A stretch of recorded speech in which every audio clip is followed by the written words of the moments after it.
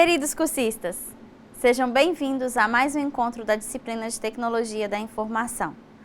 Nesta aula, trataremos das novas estratégias de TI e faremos uma análise crítica da gestão de TI nas organizações. Primeira coisa que vamos tratar é sobre as estratégias de tecnologia da informação. Isso consiste nas alternativas e decisões sobre o emprego dos recursos de TI, sejam eles hardware, software, componentes de interconexões de redes, gestão de dados e gestão de pessoas para a utilização dos recursos de tecnologia da informação. Tudo isso ocorre de modo a propor e realizar melhorias para a otimização da produtividade nas organizações. A gestão estratégica de TI está diretamente ligada com as características de cada organização. Cada organização define as suas necessidades e possibilidades de recursos de TI a serem adquiridos. Tudo isso segundo as suas características, sua área de negócio, a filosofia de trabalho, enfim, sobre todas as especificidades de cada uma delas. A gestão estratégica de tecnologia da informação pode afetar de forma significativa o nível de competitividade da empresa, o comportamento organizacional e a sua relação com toda a concorrência. A proposta de gerir uma ferramenta estratégica para os recursos de TI não pode estar isolada da proposta de gestão de negócios, ou seja, a gestão estratégica tem que estar vinculada à gestão de negócios. E os negócios, toda essa gestão de negócios é aquela gestão utilizada pela organização no qual a proposta está inserida. A interação entre os setores de uma organização ela é garantida pelo plano estratégico empresarial e pelo plano diretor de informática, o PDI. Então, cada setor ele é gerenciado por esses princípios de PDI.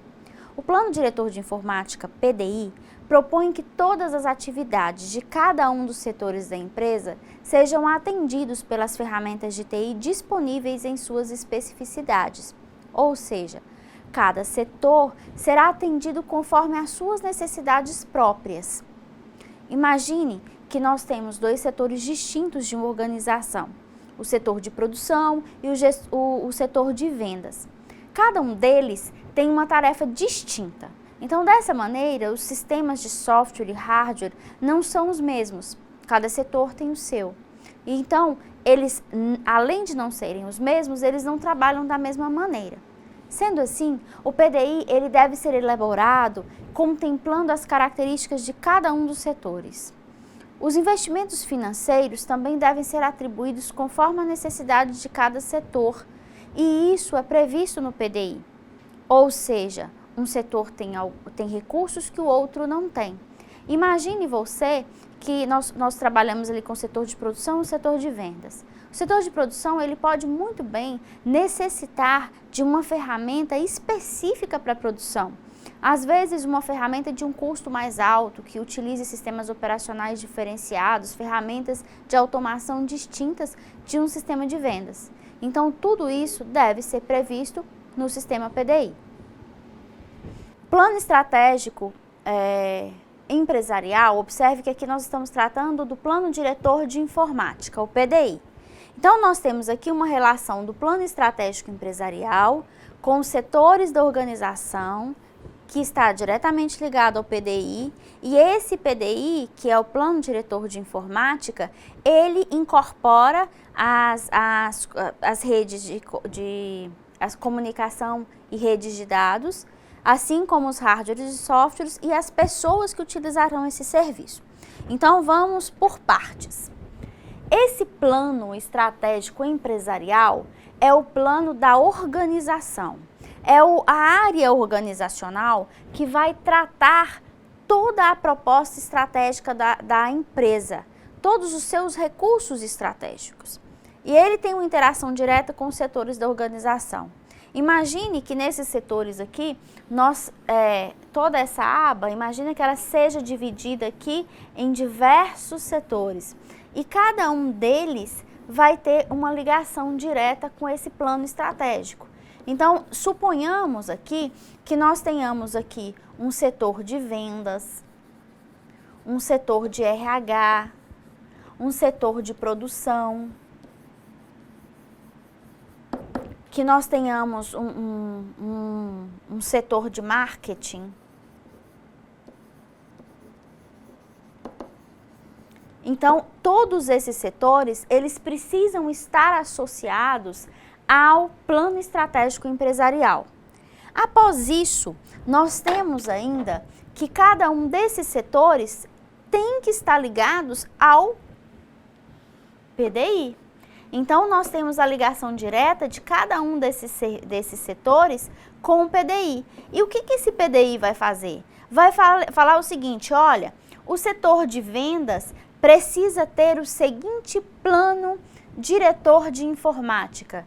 Ele precisa de um sistema de controle financeiro, ele precisa conseguir emitir nota fiscal, ele precisa conseguir enviar relatórios de cobrança, ou ele consegue apresentar uma proposta de desconto para um determinado grupo de empregados.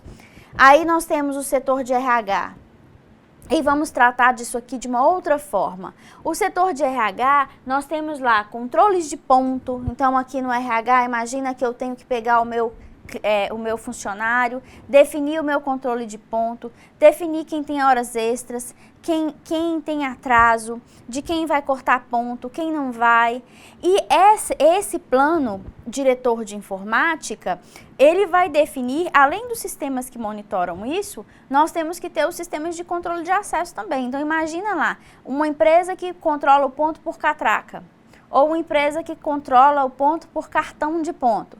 Independente de como ocorre esse registro, esse plano diretor de informática tem que definir exatamente como é que esse setor vai trabalhar esse tratamento de suas informações para que a empresa se beneficie dele.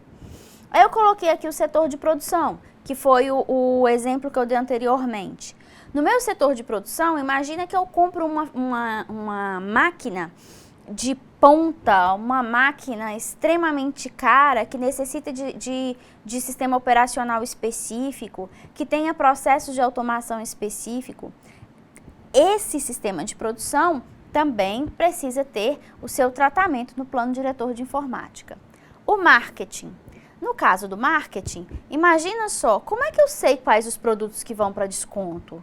Como é que eu sei para quais clientes eu vou oferecer esse produto? Então, as ferramentas também são diferentes dos outros setores. O marketing é totalmente diferente da produção, que é diferente do RH, que é diferente de vendas. Então, o PDI, no plano diretor de informática, nós temos que definir exatamente o que vai ser tratado por cada situação aqui, por cada setor da minha organização, por cada área de atuação.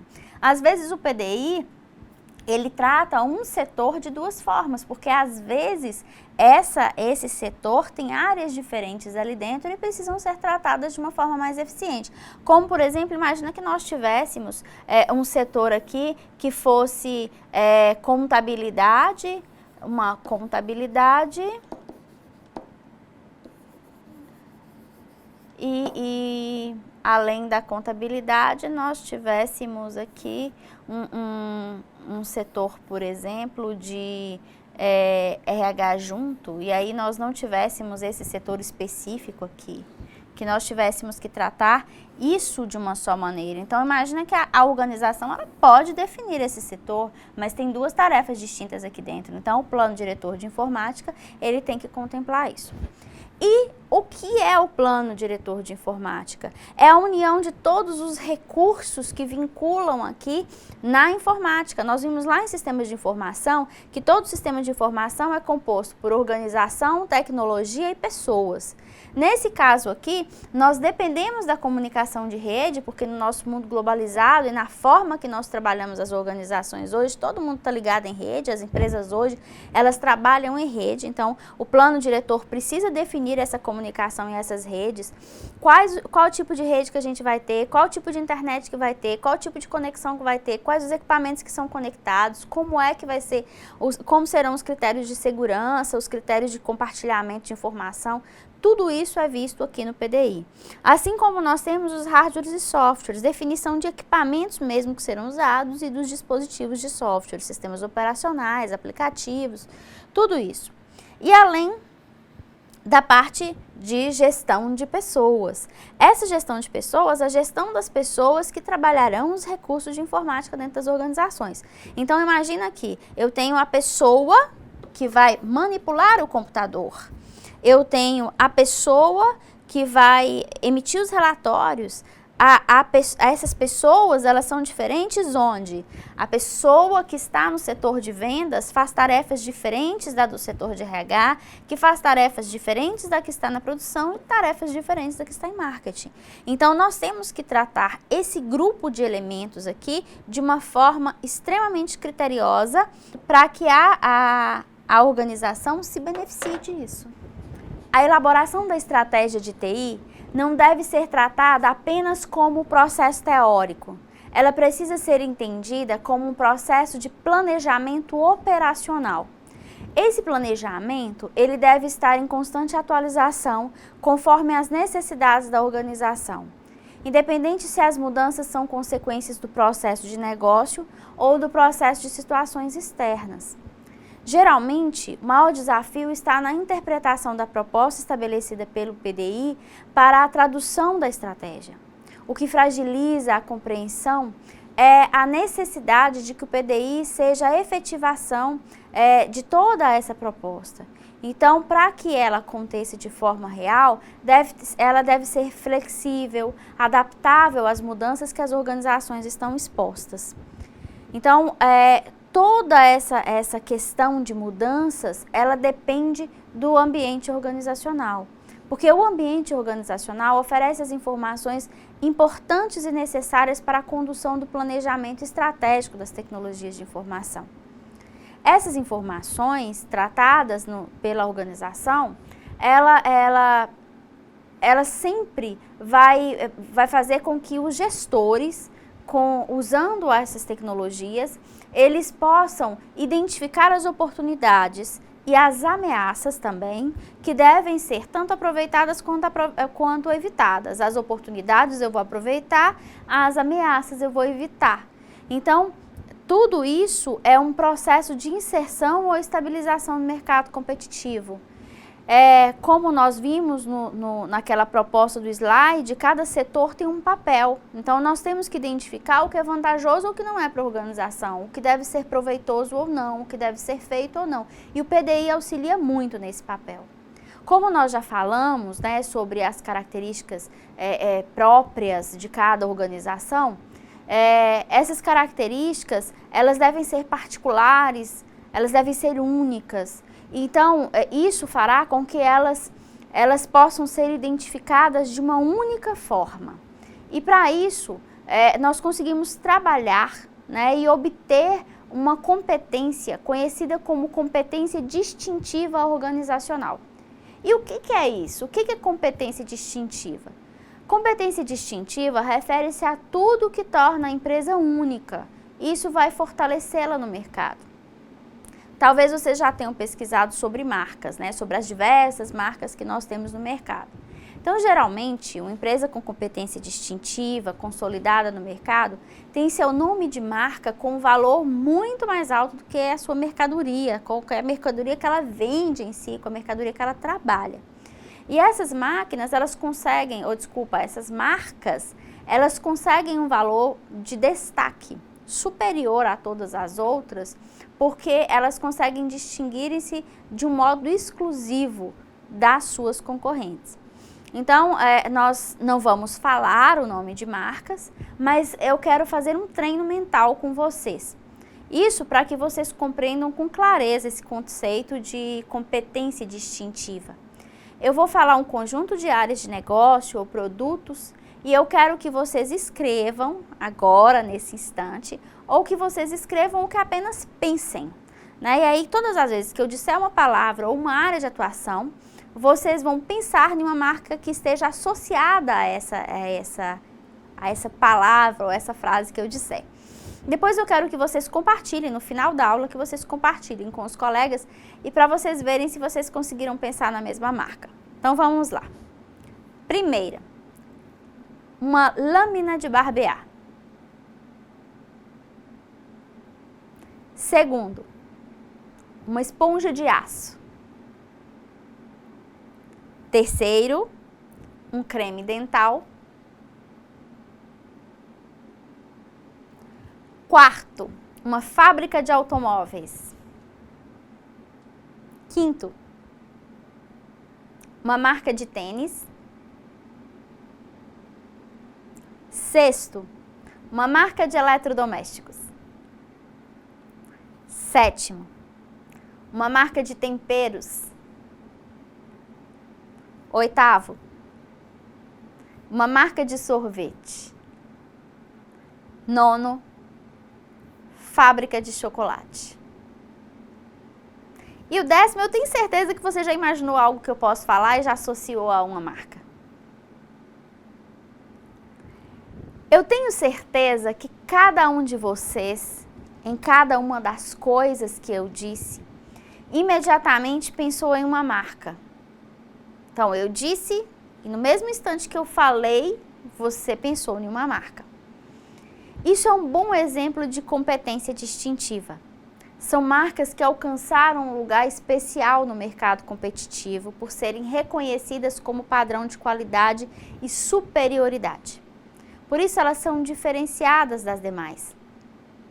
Às vezes, elas nem são, de fato, as melhores, mas alcançam essa posição por causa da sua estratégia de negócios, que é associada à sua estratégia de TI, ela vai se tornar cada vez mais eficiente e vai alcançar posições cada vez melhores e vai chegar em um número muito maior de pessoas. Por isso, quando nós falamos o nome de uma marca que se efetivou nesse mercado, ela vai estar sempre associada a um conjunto de pessoas. Isso é uma inteligência competitiva. Isso é uma estratégia de negócio. Então, em um mundo totalmente globalizado, não há como falar de estratégia sem falar de globalização e dos avanços trazidos por esse evento. E tudo isso se refere à aplicação da estratégia de negócios, da estratégia de tecnologia da informação aplicadas aos negócios. Então, nesse momento, nós vamos falar de negócios eletrônicos, que é uma área extremamente importante da inteligência de negócios e da estratégia de negócios. A globalização e a democratização da internet permitiram que que os consumidores, fornecedores, empresas, instituições, produtos e serviços estivessem mais próximos, independente da localização geográfica que eles estão inseridos. Todo esse avanço permitiu a aplicação de novas estratégias de tecnologia da informação e comunicação, como, por exemplo, as transações e negociações por meio da internet.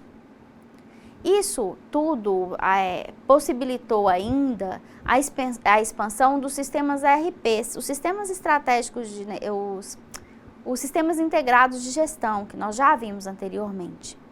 As táticas de marketing, a gestão do relacionamento com o cliente, o CRM, que também já vimos, os sistemas de logística e tantas outras ferramentas em que tantos de nós nos beneficiamos. Então, não apenas os donos e gestores das organizações se beneficiam, mas nós todos nos beneficiamos de forma compartilhada, porque é um benefício para todo mundo. Vejam que tudo isso que nós falamos até agora, nas aulas anteriores, na aula de hoje, está diretamente ligado aos conceitos de BI, Business Intelligence, que vocês se lembram que nós trabalhamos muito esse conceito, especialmente nas aulas anteriores. E por que nós não associamos, então, a proposta de BI com as propostas de estratégias de TI aplicadas aos negócios? Então, nós vamos falar de toda essa incorporação, para ficar mais fácil, nós vamos tratar dos negócios eletrônicos. E negócios eletrônicos, eles vão muito além da comercialização por meio eletrônico. A comercialização por meio eletrônico é mais um conceito de comércio eletrônico. Então, temos negócio eletrônico, comércio eletrônico. O negócio eletrônico abrange o comércio eletrônico e os sistemas de informação utilizados para auxiliar os processos de negócio, o que não envolve apenas a oferta de um produto e seu faturamento. Vai bem além disso, como o controle de produção, a gestão de estoque, gestão financeira, estratégias de negócios, análise de riscos, entre outras atividades inerentes à gestão da organização. As principais vantagens de se trabalhar com esses negócios eletrônicos são o aumento de lucratividade, maior alcance de clientes, redução de custos com operações, eficiência nos processos e a estratégia de estabelecer um espaço virtual para a sua empresa utilizando a internet. Para isso, nós trabalhamos os negócios eletrônicos vinculados às ideias que aí vocês vão conseguir verificar esse vínculo com o comércio eletrônico e vão fazer a distinção. Então, os principais elementos que nós temos em negócio eletrônico se tratam dos seguintes. O primeiro deles, nós temos empresa e consumidor. Aqui nós temos a ideia de trabalhar o B2C, que é empresa-consumidor, caracteriza pela venda de produtos ou serviços para o consumidor final, incluindo estratégias de marketing e o atendimento ao usuário. O que quer dizer tudo isso? Quer dizer o seguinte, todas as vezes que nós utilizamos um negócio eletrônico, que nós queremos receber, agregar valor à nossa organização utilizando os meios eletrônicos, os negócios eletrônicos, nós não vamos tratar somente de compra e venda, como eu falei antes, né? Não é somente comprar e vender um produto. Vai em toda a situação de nós trazermos valor à organização por parte desses empreendimentos. Então, aqui, quando nós estamos caracterizando a venda de produtos ou serviços para consumidor final, incluindo essas estratégias de marketing e atendimento ao usuário, o B2C compreende, então, em vender um produto, não somente aquele de eu penso, quando eu estou no meio eletrônico, eu penso que eu estou na minha loja. Então, eu vou fazer com que o cliente entenda que ele está comprando do meio virtual como se estivesse numa loja real, uma loja física. Então, ele tem que se sentir bem, ele tem que se sentir valorizado, ele tem que encontrar produtos que sejam do seu interesse, um valor que traga custo-benefício para ele. Então, aqui nós temos as estratégias de marketing e nós temos também a questão de atendimento ao usuário de forma eficiente. Chegou em casa, o usuário quer trocar, eu tenho que disponibilizar isso para ele. Ele desistiu da compra, ele quer devolver, eu tenho que disponibilizar isso para ele. Então, isso é o conceito, gravem bem, de B2C, empresa consumidor. O nosso segundo conceito é empresa para empresa, B2B. Então, nós temos, esse é um dos conceitos mais comuns que nós temos, mais falados, é o B2B. Muitos de vocês já devem ter ouvido isso, empresa para empresa. E o que é empresa para empresa? Contempla negócios corporativos entre empresas, que envolvem fornecimento de matéria-prima, distribuição de vendas e produtos, processos ou transações de dados e produtos. Em que instante eu trabalho isso? Então, olha só, imagina que eu até coloquei uma figurinha aqui, uma pessoa que presta serviço com o empresário. Isso aqui é uma ideia de B2B, é uma proposta de B2B. Toda empresa, ela precisa de ter fornecedores, ela precisa ter parceiros que vão oferecer para ela matéria-prima, a distribuição e a venda de produtos. Então, nesse instante de distribuição e venda de produtos, imagina, por exemplo, os Correios. Uma empresa que utiliza o serviço dos Correios, ela está estabelecendo uma relação B2B. Eu vendo o meu produto, mas quem entrega são os Correios. Então, eu tenho aqui uma relação B2B. Os processos de transações de dados, ou os processos de transações de processos, que são a forma de trabalhar eventos próprios da empresa. Então, imagina que eu tenho uma parceria com um banco.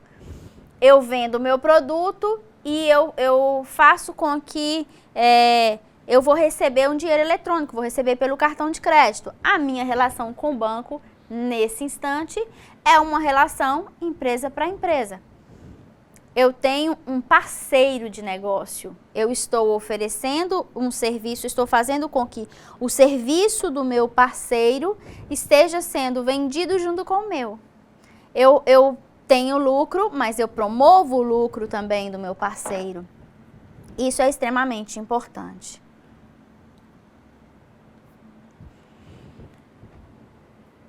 O meu terceiro conceito é consumidor para consumidor, C2C. E aí, essa relação aqui, às vezes, é um pouco confusa para alguns, mas é a relação entre consumidores. Ou seja, os consumidores finais, aqueles que chegam lá e compram,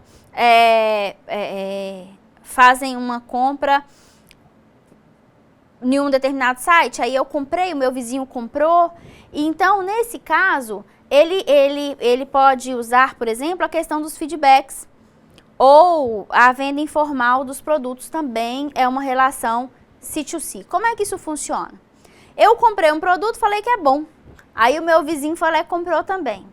Eu comprei um produto e deixei lá no anúncio que aquele produto foi bom, que a empresa me atendeu bem, e aí eu deixo um recadinho lá de avaliação do produto. Isso aqui é uma relação C2C. Então, consumidor para consumidor. Ou ainda, quando nós conseguimos fazer uma venda informal de produtos. Olha, eu vou comprar 3 e vou repassar para você 1. Então, eu tenho uma relação consumidor para consumidor. Esse consumidor, esse cliente da empresa, ele não está estabelecendo relações de negócio sempre. Ele casualmente comprou um produto que ele não queria e resolveu desfazer. Então, ele vai vender para um outro cliente. Isso é o quê? C2C. Então, eu não estou estabelecendo uma relação aqui de uma pessoa que ganha dinheiro com negócio eletrônico sempre. Eventualmente, ele fez uma compra e resolveu compartilhar isso com um parceiro cliente. Esse é um conceito de C2C. Consumidor empresa. Bom, você falou, professora, de B2C, agora você está falando de C2B. O que é isso? Nesse caso, refere-se na comunicação a partir do consumidor. Nesse caso, olha só, vocês já viram isso. Uma relação a partir do consumidor, com nível de satisfação, reclamações, além da manifestação de novas necessidades. Vocês viram isso em CRM, lembram? Gestão ou gerenciamento do relacionamento com o cliente. As empresas, os negócios eletrônicos, eles utilizam os recursos de CRM para estabelecer uma relação C2B. Consumidor-empresa.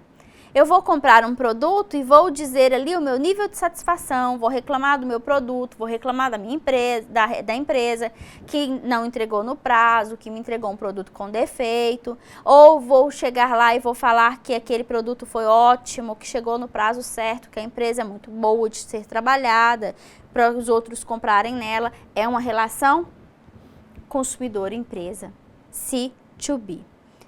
E outra relação também é as manifestações de necessidade. Geralmente, os clientes entram com o serviço de atendimento ao cliente e solicitam novos produtos. Recentemente, até, eu vi uma empresa fazendo uma propaganda de que várias pessoas solicitaram um determinado produto que eles não tinham a menor intenção de fazer, mas de acordo com a quantidade de pessoas que solicitaram esse produto, eles incorporaram isso na sua linha de produção. Isso é muito interessante para a organização, porque se eu tenho um nicho de mercado, às vezes eu não preciso encontrá-lo. O próprio cliente vai chegar a mim e vai dizer que necessita dele. Isso é importante para a organização. Agora nós temos a relação empresa-empregado. B2E. Tá, e o que é isso?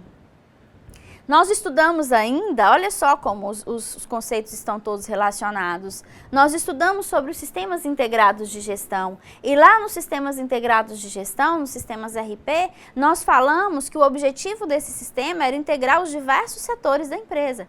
E agora eu venho dizer que eu estou tendo uma relação empresa-empregado, porque o meu sistema permite que o meu empregado esteja bem informado, que o meu empregado ele seja capaz de visualizar todas as propostas da minha organização, todos os dados e informações ali armazenados. Então, esses sistemas integrados, eles vão permitir a comunicação entre empresa e empregados, utilizando a sua estrutura de intranet. E o que é intranet? É a minha rede interna, é a minha rede de dados interna, que garante que toda a minha organização esteja conectada dentro de uma única rede, uma rede organizacional. Então, aqui, por exemplo, nós podemos citar a vantagem que se tem de um empregado estar bem informado dentro da empresa. Esse empregado, ele vai conseguir trazer melhores resultados à organização. Até um exemplo, quando eu falei com vocês, quando eu explicava a questão do RP, eu falei com vocês assim, imagina que o vendedor vai lá e vende um produto que não está mais em estoque. O sistema RP permite que ele tenha essa informação de modo online para que ele saiba exatamente quais os produtos estão disponíveis ou não em tempo real. Então, essa ideia da comunicação entre empresa e empregado é muito visualizada dentro dos sistemas RP.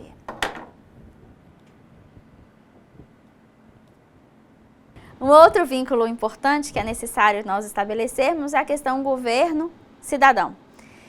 Esse vínculo, porque o governo também trata e trabalha com essa ideia de negócios eletrônicos. Então, nós conseguimos fazer com que o cidadão ele consiga interagir com o governo por meio dessas interações eletrônicas. Assim como nós temos também a questão governo com governo, que faz um vínculo entre todas as esferas governamentais possíveis, disponíveis, trabalhando essa concepção de negócios eletrônicos. Essas relações virtuais estabelecem a chamada cadeia virtual de suprimentos. Então, isso faz com que as empresas, fornecedores, distribuidores, consumidores finais e outros envolvidos, eles se integrem, eles tenham essa relação, essa interação. As relações virtuais, elas podem utilizar diversos atores que são os envolvidos na relação de negócios.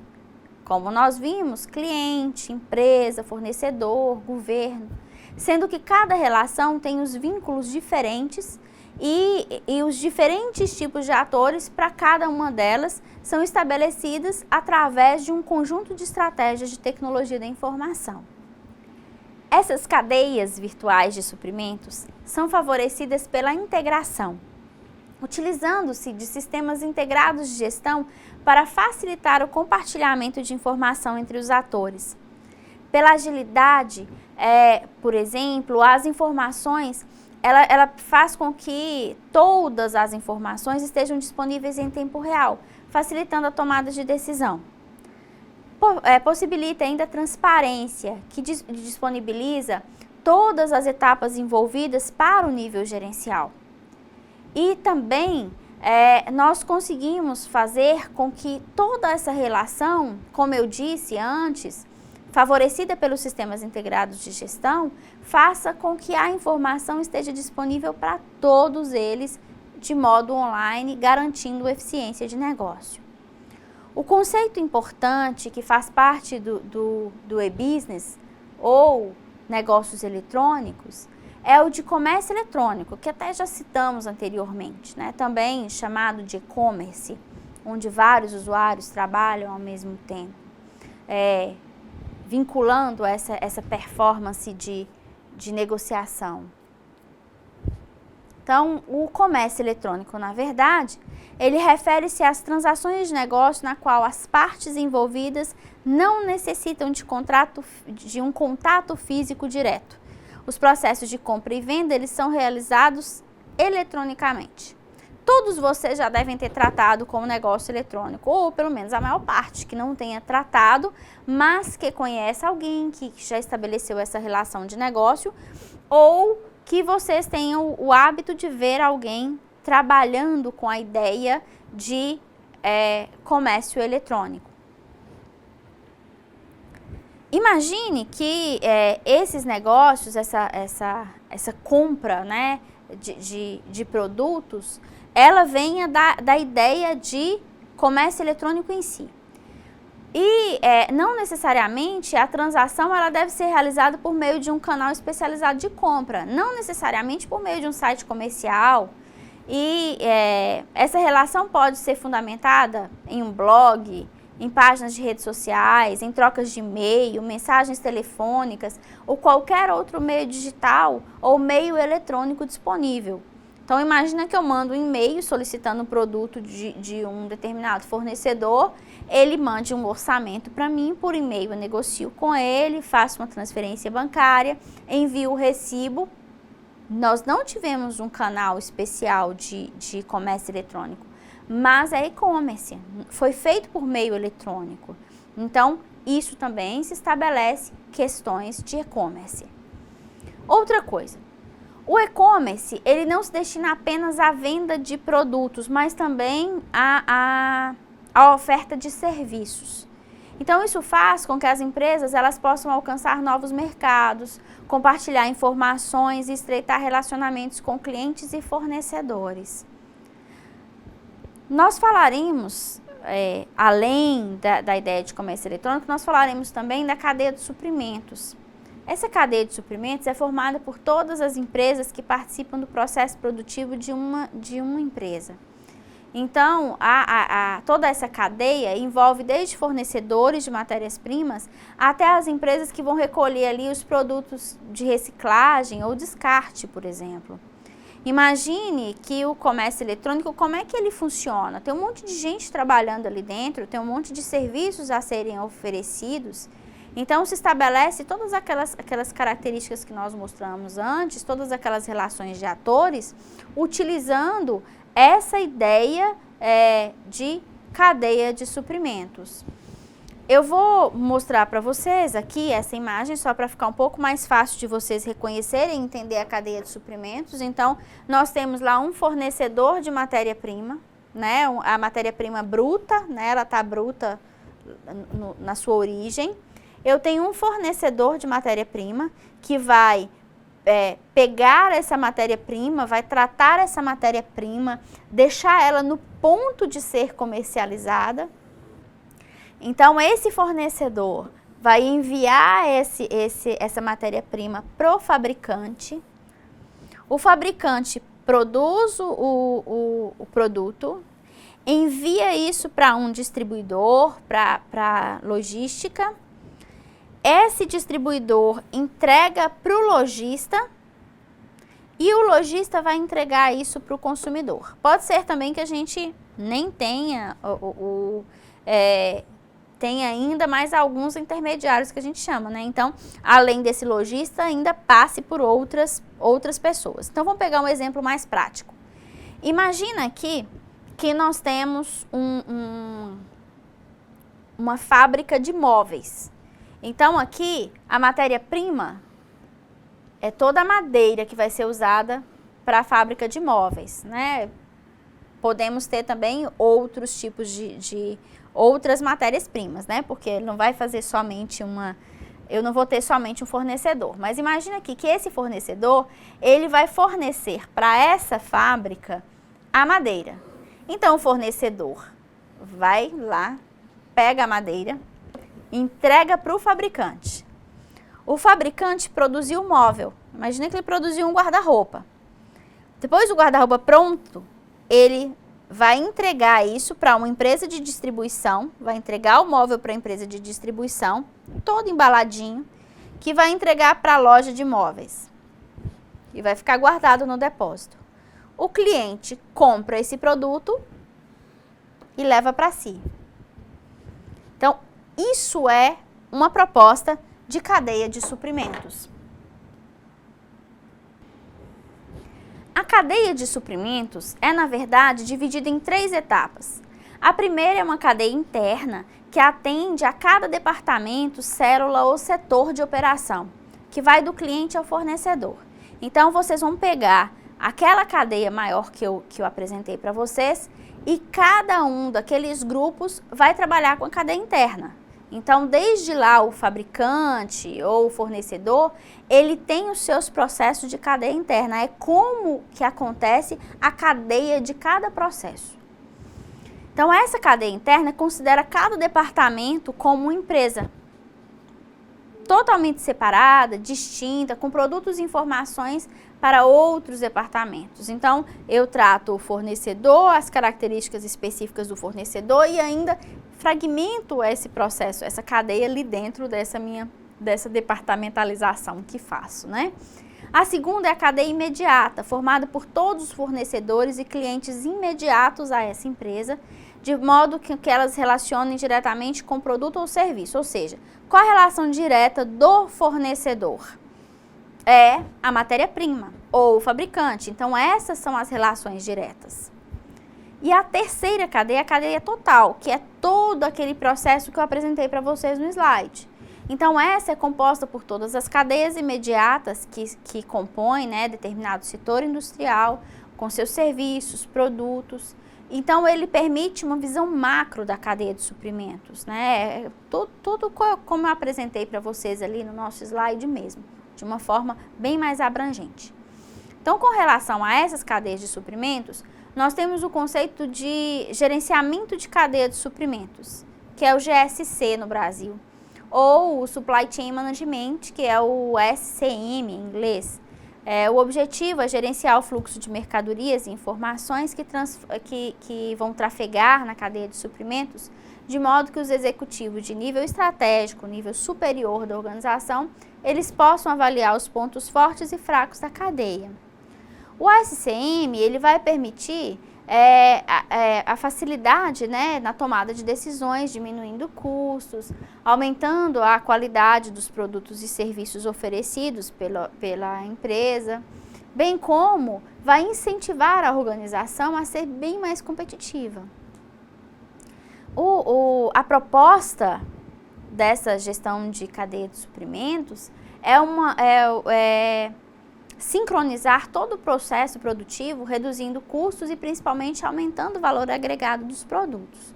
Isso se dá com o rompimento de barreiras entre diversos setores de departamentos da organização, né? Então, a integração entre esses atores faz com que a cadeia ela seja mais forte.